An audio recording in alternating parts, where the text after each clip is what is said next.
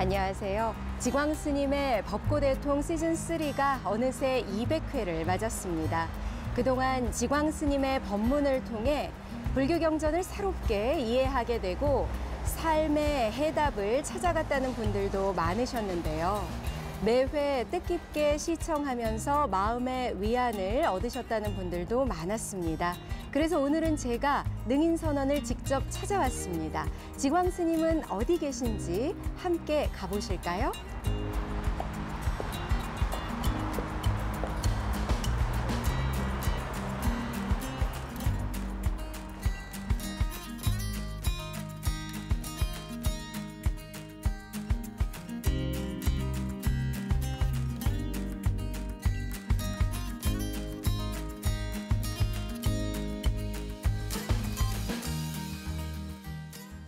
스님 안녕하세요. 네, 안녕하세요. 네. 스님 제가 능인선언에 와보니까 도심 속 사찰이라고 믿기 어려울 만큼 굉장히 조용하고 고즈넉한데요. 또 이 대법당에 부처님 진신사리가 모셔져 있다고요. 네. 진신사리를 모시게 된 이유는 이제 이 법당 대불전에 이제 저 광장에 약사 대불님을 모시기로 결정을 했어요. 그러면 대불님 모시려면 그 안에 우리 부처님 사리를 좀 넣어야겠다. 결국 천신만고 끝에 이렇게 모시게 됐어요. 그래서 네. 도심 속에 우리 정멸봉을 만들자. 그래서 이제 여기다 이렇게 정멸봉을 만들게 된 겁니다. 항상 부처님께 감사드릴 뿐입니다. 네. 고맙습니다. 저도 부처님 진신사리를 친견하게 돼서 정말 감사한데요. 그럼 대법당으로 자리를 옮겨서 스님께 또 법고대통 200회 관련한 말씀 여쭙도록 하겠습니다.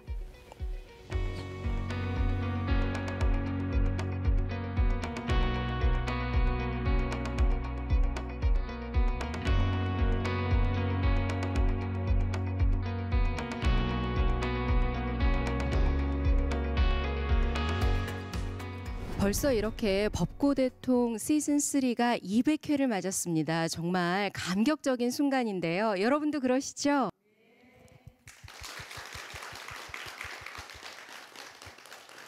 네, 스님께서도 아주 감회가 남다르실 것 같습니다. 돌아보면 2014년 3월에 첫 방송을 하셨거든요. 벌써 10년이 훌쩍 넘는 긴 여정인데 법고대통 처음 시작하실 때 어떤 마음이셨는지 여쭈면서 이 시간 시작하도록 하겠습니다. 네, 지금 200회라고 하셨는데 지난번에 2013년, 14년 그때 시작해서 1000회가 끝나고 그 다음에 이제 새로 시작해서 200회가 됐어요. 처음에 시작할 때는 사실은 지금도 가만히 생각을 해보니까 뭐 방송을 할 생각이 전혀 없었는데 괜히 또 방송을 하게 되면 많은 그런 그 시청자들이 보시잖아요, 그죠? 그러면 뭐 장점도 있겠지만 단점도 드러나니까. 그래서 처음엔 몇 번 거절했었어요. 그래서 이제 생각다가 주변 신도들한테 물어보니까 한번 해보시라고.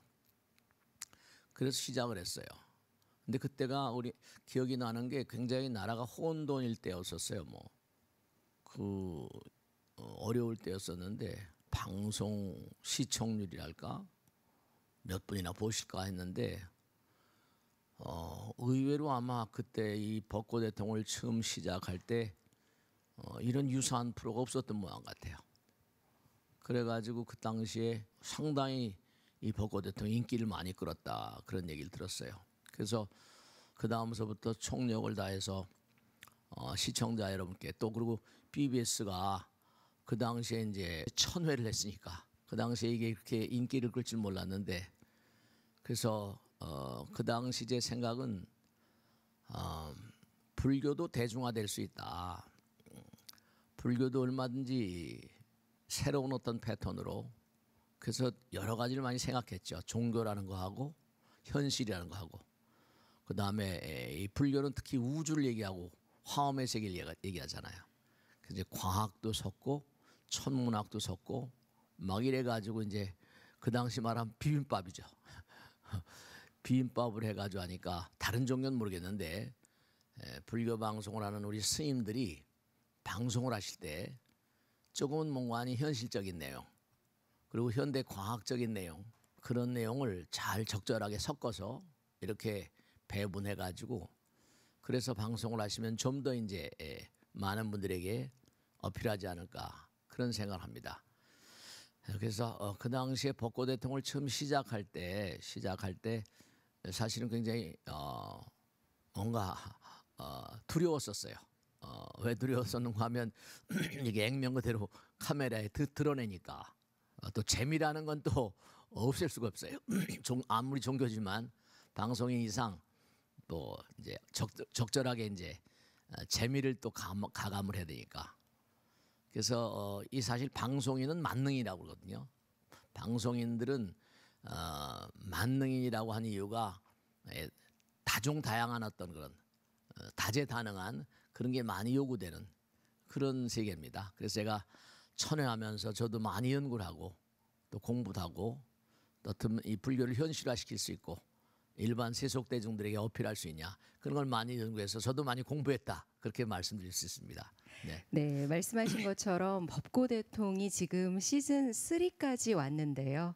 시즌 1, 시즌 2, 그리고 시즌 3가 200회를 맞았으니 얼마나 긴 시간 우리 대중과 함께 하셨는지. 하지만 그 처음에는 스님께서도 조금 떨리고 두려웠다라는 말씀 주셨습니다. 그 오랜 방송을 하시면서 특별히 또 기억에 남는 부분이 있으시다면은요? 하도 방송을 많이 하다 보니까 특별히 기억이 나는 것이라기보다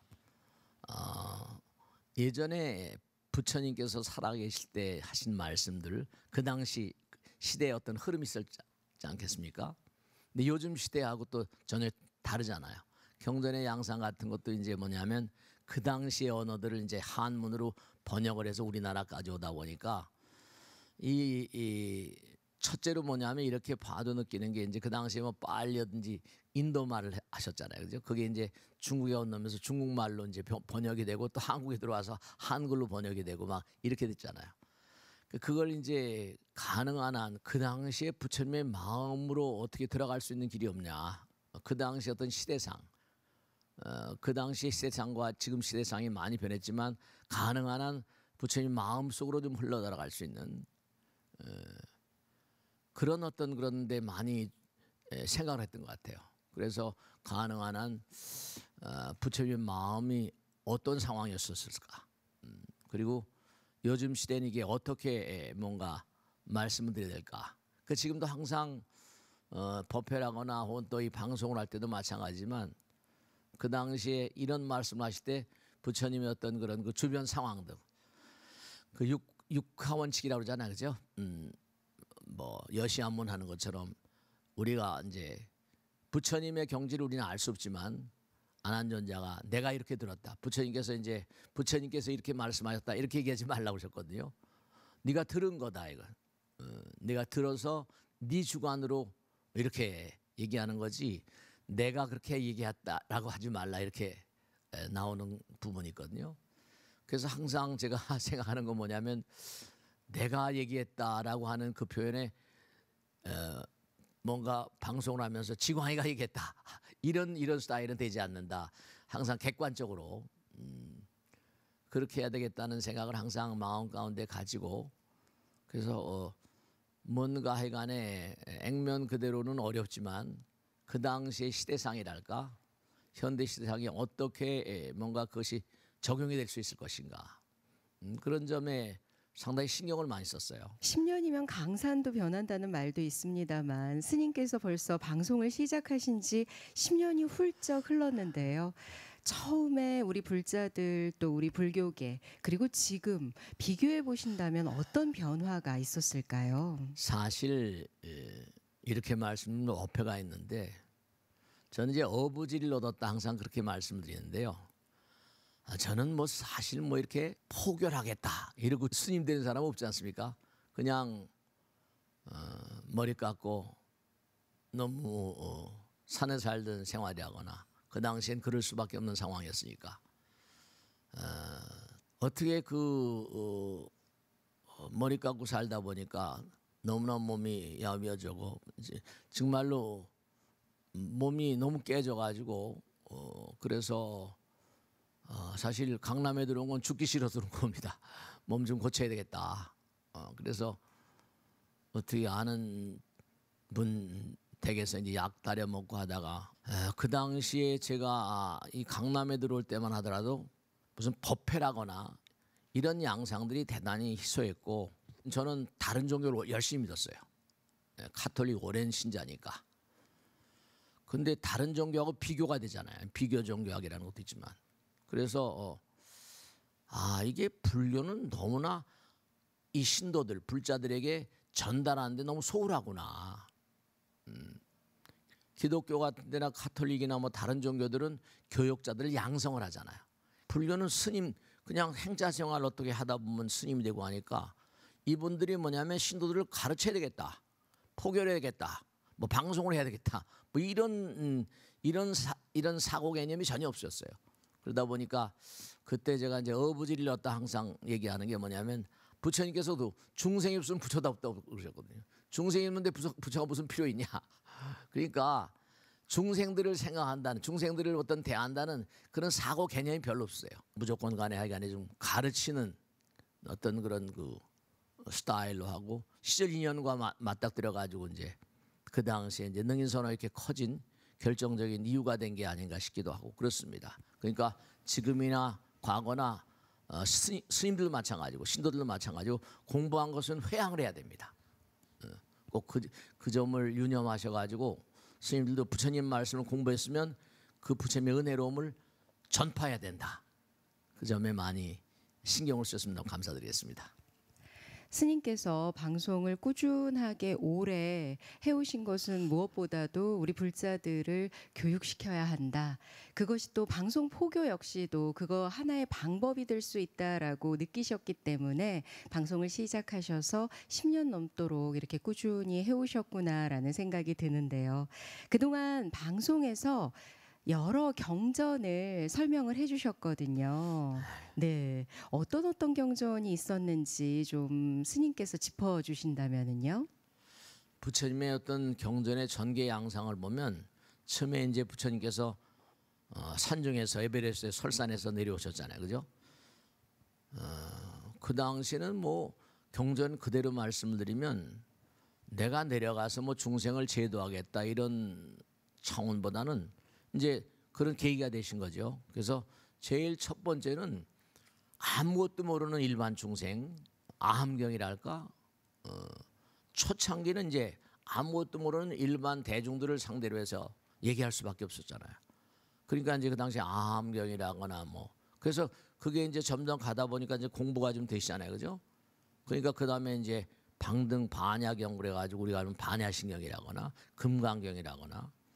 그런 경전으로 이렇게 지금은 그렇게 남아 있는 거죠. 그 다음에 이제 부처님도 돌아가시잖아요, 그죠? 돌아가시니까 점점 이제 세월이 가면서 법화경이라거나 열반경이라거나 하여간에 부처님의 일대 시교. 그 다음에 거의 이제 부처님께 딱 깨닫고 나신 다음에 뭔가 그 황홀함, 이 우주의 거룩한 세계에 대한 어떤 장엄함에 대해서 자기가 깨달음을 펼쳤는데 그 당시엔 일반 대중이었고 천중들 제일 처음에 화엄경이라는 게 그렇게 해서 나온 거거든요. 그래서 이제 법화열반경을 한 말씀을 드렸었고 그 다음에 이제 화엄경을 이제 상당 기간 했죠. 그래서 가능한 한 부처님의 경전의 전개 양식을 따라서 이렇게 쭉 말씀드렸다 이렇게 말씀드릴 수 있어요. 지금은 스님께서 능엄경을 위주로 말씀을 해주고 계신데요. 그럼 능엄경을 우리 불자들에게 꼭 소개해야겠다 생각하신 계기가 있으시다면은요. 네. 어쨌든 간에 요즘에도 이렇게 방송을 하다 보면 이제 연락이 와요, 이렇게. 그러면 이제 옛날 그 들으셨던 분들이 계신 것 같아요. 꾸준히 지금까지 듣고 계신 분들은 꾸준히 들어왔다고 보고 그럼 능엄경은 어떤 경전이냐? 이제 이른바 말하면 수행과 교리가 적절히 섞여 있어요. 그래서 능엄경이라는 경전이 불교의 백과사전격입니다. 그래서 능엄경을 요즘에 하고 있습니다.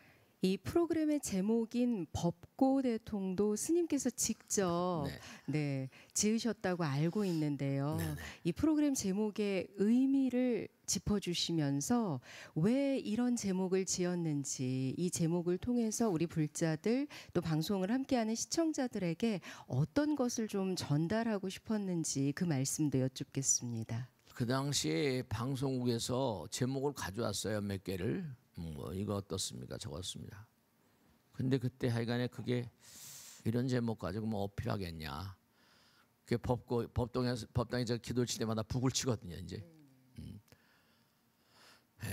근데 법당엔 사물이 있어요, 그죠?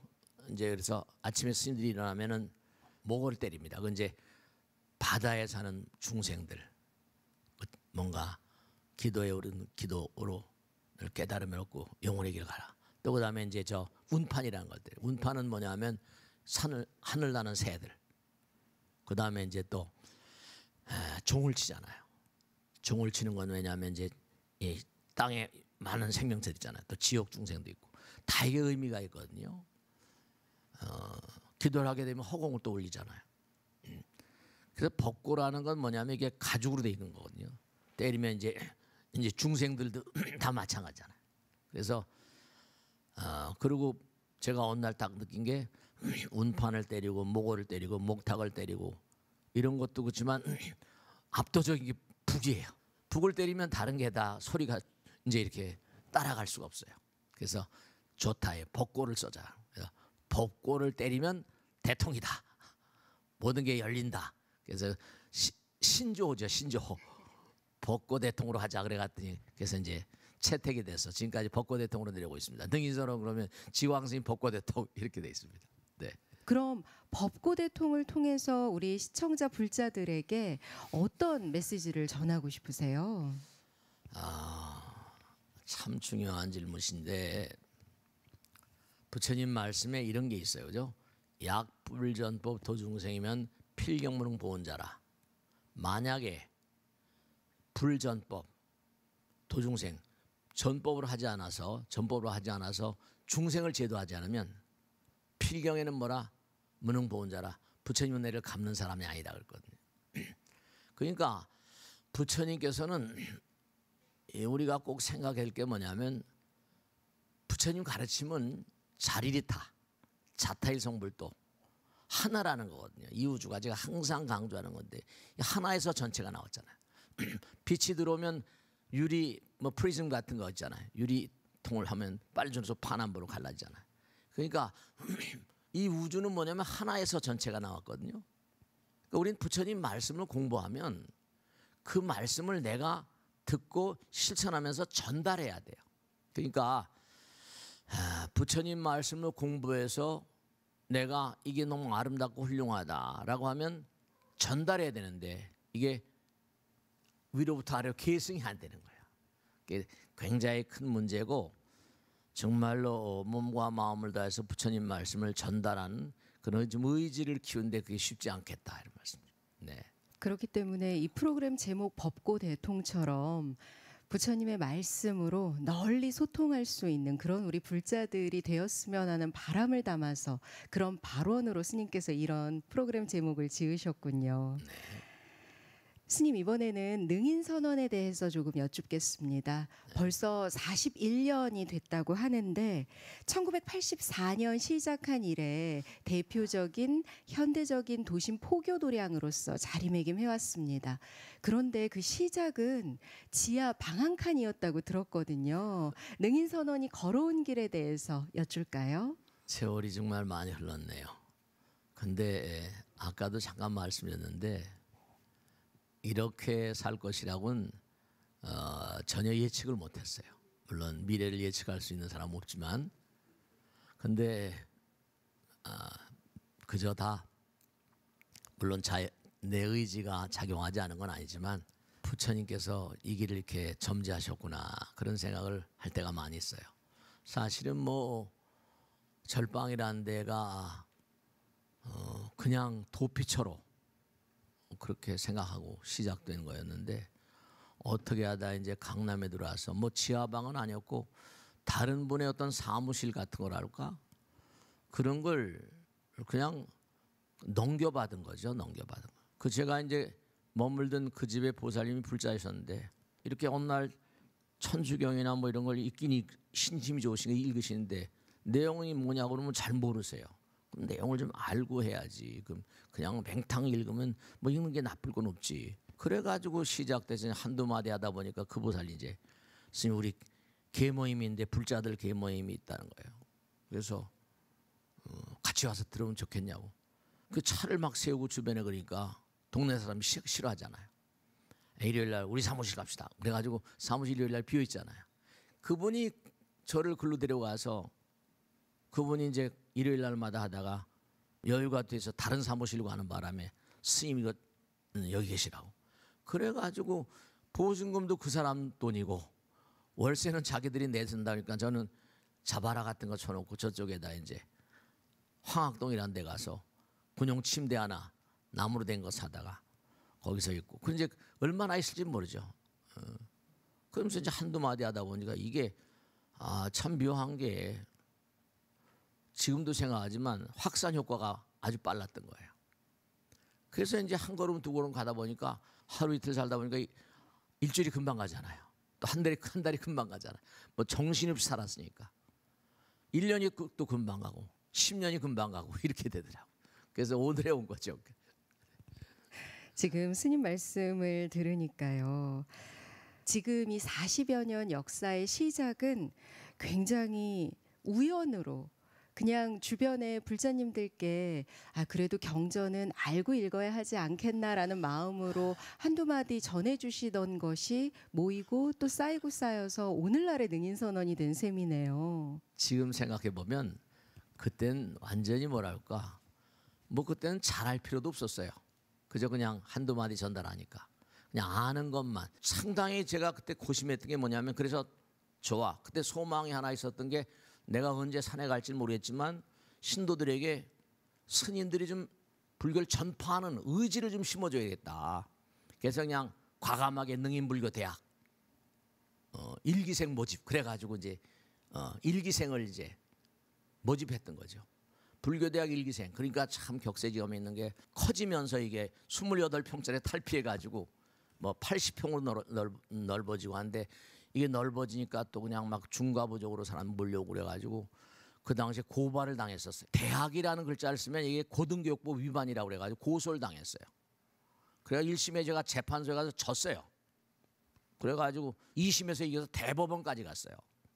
결국 이건 대학이라는 글자는 노노 대학 공자니 맺는 거다. 근데 대학을 만들어 떼돈 벌 것도 아니고 그래서 나는 소망이 전국에 있는 모든 절들에서 이 불교대학을 좀 했으면 좋겠다. 그래서 지금도 조그만 절들이나 큰 절들이나 다 불교대학 하는 걸 보면 좀 뿌듯한 점이 있습니다. 네. 말씀하신 것처럼 스님께서 처음에 불자들을 모아서 다 같이 체계적으로 좀 공부를 해보자 이렇게 불교 대학을 여셨을 때는 우리나라에 굉장히 생소한 그런 신행 문화가 아니었을까 싶거든요. 이러한 교육이 정말 우리 불교계에 큰 변화를 가져왔습니다. 그리고 또 능인선언하면 매년 부처님 오신 날을 맞아 다양한 봉축 행사를 진행하고 있는 것으로 알고 있는데요. 이 부분도 좀 자랑해 주시죠. 기독교는 성탄절이 엄청나잖아요. 전 세계적인 건데 제가 강남에 와서 처음 볼 때 부처님 오신 날 행사가 아주 미미했어요. 솔직히. 그러면 그러지 말고 우리끼리 하자 해서 지금은 강남에 이제 강남지역 오히려 더 잘 된 거예요. 강남지역을 돌자. 강남지역 도는데 우리 신도들이 낮이고 밤이고 만듭니다. 강남지역은 어쨌든 간에 우리가 열심히 지금 하고 있습니다. 너무너무 신도들에게 감사드리고 여러분 거기 동참하신 분들 봉축단 여러분 감사드리고 그럽니다. 정말. 불자들뿐만 아니라 또 능인선언 신도들뿐만 아니라 주변에 함께하는 시민 또 일반 분들까지도 다 같이 동참할 수 있는 그런 행사로 거듭난 부처님 오신 날 전통의식과 행사가 어우러진 프로그램 소개를 지금 해주셨는데요. 스님께서는 방송에서도 그렇지만 평소 법문을 하실 때도 늘 우리 불자님들과 증문즉설, 증문즉답을 하시는 것으로 유명하잖아요. 그렇기 때문에 오늘 이 자리에서도 또 함께하고 계신 신도분들께 우리 스님께 여쭙고 싶은 것이 있는지 여쭤보고 싶은데요. 어떤 분이 가장 먼저 좀 질문을 주시겠어요? 네, 불자님. 스님께서는 무려 40년이 넘는 세월 동안 이 도량을 이끌어 오셨습니다. 수많은 신도들과 함께 기도하고 가르치시고 또 사회복지와 포교까지 두루 실천해 오시며 지금의 능인선언을 만들어 오셨는데요. 이렇게 수행자로서의 40년과 방송으로 함께한 10년, 두 역할이 어떤 영향을 주고받았는지 궁금합니다. 이 능인선언이 세월이 흘러가면서 점점 많은 분들이 모여드시더라고요. 근데 처음에 저는 그런 생각을 했었어요. 뭐냐면 산중에서 오속하게 그냥 수행하는 것도 중요하지만 가능한 한 부처님 말씀을 전달하는 게 신도들에게 어떤 그런 삶 가운데 뭔가 보살행을 펼치는 어떤 그런 그 작업을 같이 해야 되지 않냐. 그래서 능인선언 처음에 스타트할 때 사회복지법인으로 시작했어요. 무슨 다른 걸로 시작한 거예요. 그래서 이제 우선 복지관을 만들어서 이 주변에 여러분들에게 뭔가 도움이 되는 어떤 기관을 만들자. 그래서 처음엔 종합사회복지관을 만들었고, 그 다음에 이제 여기서 이제 사찰도 하고, 그 다음에 이제 세월이 흘러가면서 바로 위에 가면 이제 그 뭐가 있는 거 아니? 안타깝지만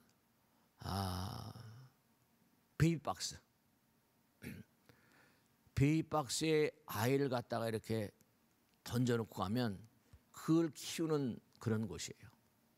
그래서 제가 그 당시에 원장님하고 이사장님 이제 어려우면 항상 와서 도와달라고 그러고 아래 위니까 그래서 맡아가지고 지금도 거기서 이제 베이비박스에 한 30명 정도 제 아들처럼 키웁니다. 스님께서는 포교와 또 복지가 둘이 아니라 결국은 불교가 사회를 돕는 것이 진정한 포교라고 생각하셔서 처음부터 그렇게 복지와 관련한 사업들을 시작하셨고요. 계속해서 다음 불자님 또 질문 받도록 하겠습니다. 큰 스님 안녕하세요.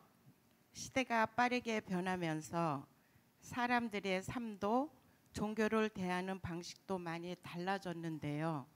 스님께서 보시기에 오늘날 불교가 사회에 꼭 전해야 할 메시지는 무엇이라고 생각하시는지요? 저도 이제 굉장히 고심을 하고 있는 부분이에요. 왜냐하면 요즘에 흔히 보도에도 많이 나오잖아요. 우리나라뿐만 그런 게 아니라 뭐 탈종교 사회 그래요. 근데 멜다스 인구론에 나오는 것처럼 세월이 흐르니까 자꾸만 사람들이 늘어나잖아요. 뭐 인구 폭발 정도는 아니더라도 사람이 늘어나면 이 지구라는 별은 뭔가 아니 재화의 총량이 정해져 있단 말이에요. 그러니까 이게 지금 우리나라도 마찬가지인데 당장 너무나 상황이 어려우니까 경제적인 상황 같은 것도 있을 수 있고 여러 가지가 있을 수 있습니다. 그래서 이제 앞으로 이 종교를 어떻게 될까? 저도 이제 교육자로서 교회나 성당도 요즘에 상당히 상황이 유사합니다. 이 점에 대해서 뭔가 우리가 좀 심사숙고해야 되는데 당장 그렇다고 해서 종교는 고통 있는 한 종교는 뭐라 뗄래야 뗄 수가 없어요. 고통 있는 한 종교는 고통스럽다고요. 해소가 안 되는 거죠. 그러니까 그들이 공부할 수 있는 어떤 그런 장을 어떤 스타일로 열어갈 것인가. 그래서 우선 제가 지금 생각하는 건 여러 가지로 우선 요즘에 지금 여기서 다 밝히진 않지만 중요한 것은 이제 뭔가 새로운 어떤 이데아가 필요하다. 어떻게 해야 될 것인가. 그래서 지금 여러 가지로 연구하고 있는데 아마 얼마 내로 하거나 제가 이제 차츰차츰 뭔가 이렇게 전 그냥 말하는 게 아니라 실천하고 난 다음에 항상 말씀이니까 지금 그렇게 생각을 하고 있어요. 스님, 서울처럼 인구가 밀집된 도시는 사람들이 삶이 그만큼 복잡하고 지치기 쉬운 곳이기도 합니다. 그래서인지 도심 속에 자리한 능인선언의 존재가 이 시대에 더욱 소중하고 절실하게 다가오는데요. 스님께서는 오랜 세월 대중과 함께 호흡하며 수행과 표고를 이어오셨습니다. 스님께서 생각하시는 대중과 함께 살아가는 수행자의 자세는 무엇인지 말씀해 주시면 감사하겠습니다. 원효대사님의 그 말씀을 좀 이 시대에 한번 들어보려고 그래. 이제 신라가 통일이 됐잖아요. 그 당시에는 이제 이른바 고구려 신라 백제하다가 고구려가 사라지고 백제도 사라졌어요. 그러면 이 고구려 고토에서 얼마나 많은, 물론 저쪽에 중국은 당나라에서 많이 찾아가고 갔지만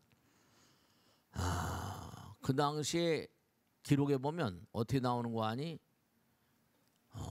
경주에는 한 사람, 경주 시내에는 나무로 불을 떼는 사람이 없었대. 나무 떼면 연기가 막 나고 막 그러잖아요.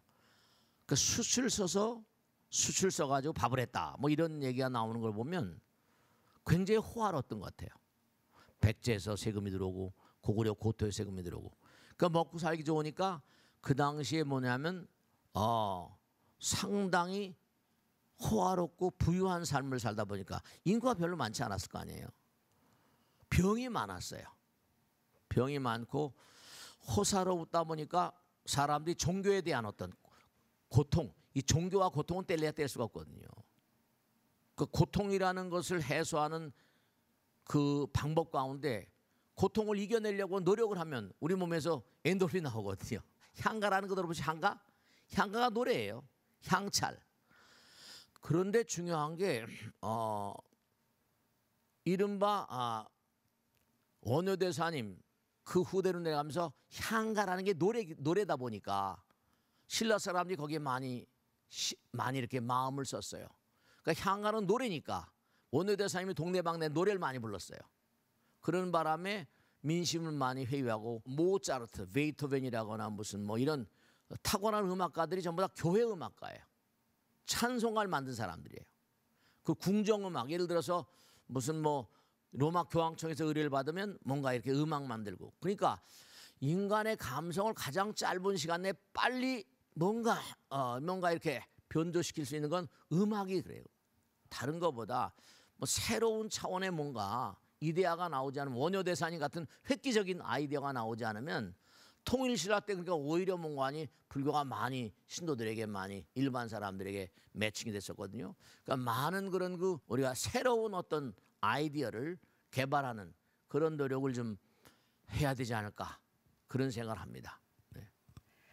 대중과 함께 하려면 시대와 호흡해야 수행자도 대중과 함께 할 수 있다는 스님의 말씀까지 잘 들어봤습니다.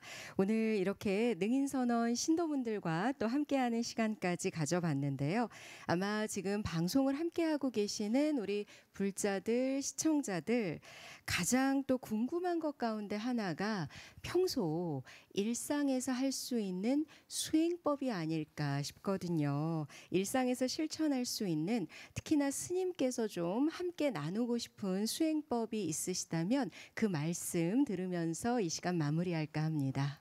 사실은 수행은 절간에만 있는 게 아닙니다. 우리의 삶 자체가 수행이고, 사람들이 수행이란 단어의 의미를 잘 이해를 못하세요. 닦을 수, 이른바 행동으로 옮긴다는 뜻이거든요. 그건 얼마든지 삶 가운데 수행이 있을 수 있고, 중요한 건 제가 그런 얘기를 많이 합니다. 사람들이 기도하거나 참선의 의미를 제대로 좀 이렇게 이해하시면 너무나 감사할 텐데, 많은 사람 앞에 서서 자기가 공개하기는 좀 쑥스럽고 자기 얘기니까 그렇지만 이렇게 얘기를 듣습니다. 들어보면 거기에 우리 현실 가운데도 부처님 살아계시잖아요. 이 우주가 부처님 나라고 부처님 영원하신 거예요. 그러니까 하나만 꼭 제가 말씀드리면, 우리가 3차원적인 존재니까 땅에 심는 건 1차원적인 거예요. 땅에 심으면 그 자리에서 자라납니다. 근데 이게 땅은 이렇게 경계가 다 있잖아요. 근데 바다에도 요즘에 양식을 하다 보면 이제 이게 양식 허가를 받고 한답니다. 바다가 오염될까 봐. 근데 요즘 바다에도 농사를 지어요. 근데 부처님 말씀에 따르면 수행이라고 하는 것은 수행, 인간이 할 수 있는 고차원적이고 최고의 농사입니다. 영혼을 가는 농사예요. 허공에 심는 거거든요. 허공은 영혼이거든요. 기도는 그러니까 우리의 삶에도 긍정적인 차원을 우리에게 뭔가 가져다 주지만, 수행을 하게 되면 영혼, 내가 당장 기도한다는 것, 참선한다는 것, 이런 건 뭐냐면 정말로 내가 현실을 살면서 영혼을 신뢰하는 마음이거든요. 기도는 부처님과 하나 되는 작업이니까 항상 어려운 가운데도 기도하는 마음, 끊임없이 기도하는 마음으로 사시면 기도하는 가운데 소원 성취한 분들을 수도 없이 제가 만납니다. 뭔가 그러니까 저도 마찬가지고요. 저도 기도 매일 하고 살잖아요.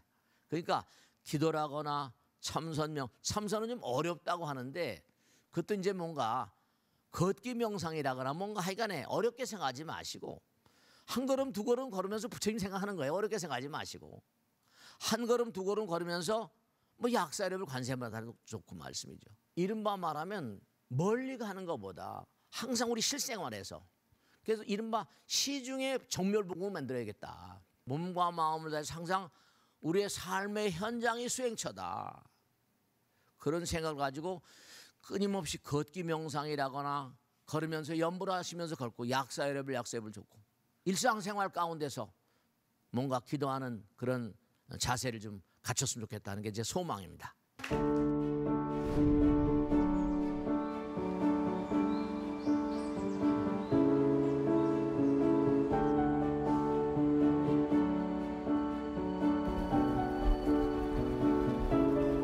이렇게 걸으면 너무 좋아. 이 산이 우리 능인선은 뒷산이 보배산이야. 보배산. 한 걸음 뛰면서 두 걸음 뛰면서 부처님께로 가까이 간다 이렇게 생각하는 거야. 그러면 명상이라는 게 다른 게 아니야. 명상이라는 게 번뇌를 내려놓는 거거든. 이렇게 걸을 때마다 모든 번뇌를 내려놓습니다. 마음을 비웁니다. 텅 비어 있습니다. 불멍 때린다 그러지. 불 받고 있으면 아무것도 생각이 없어지잖아. 명상은 다른 게 아니라 마음 가운데 욕심이라거나 탐심, 독심을 내려놓는 거야. 마음을 비우는 거.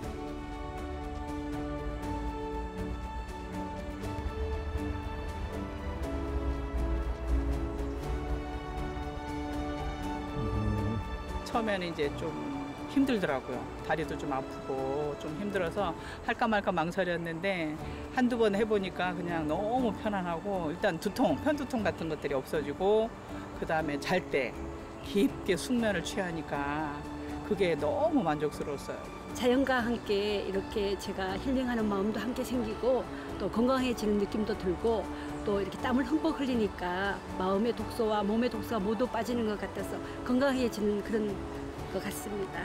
삶 가운데 불교가 살아서 꿈틀댈 수 있도록 불자님들의 가정에 번창 있고 벚꽃대통도 열심히 봐줘서 뭔가 부처님 마음이, 부처님 가르침이, 부처님의 행위 온 세계 만방에 대한민국 곳곳마다 그렇게 뭔가 전달되기를 간절히 기도드리고 벚꽃대통 200회까지 이렇게 봐주신 너무 불자님 감사드립니다. 정말 감사합니다. 고맙습니다. 감사합니다.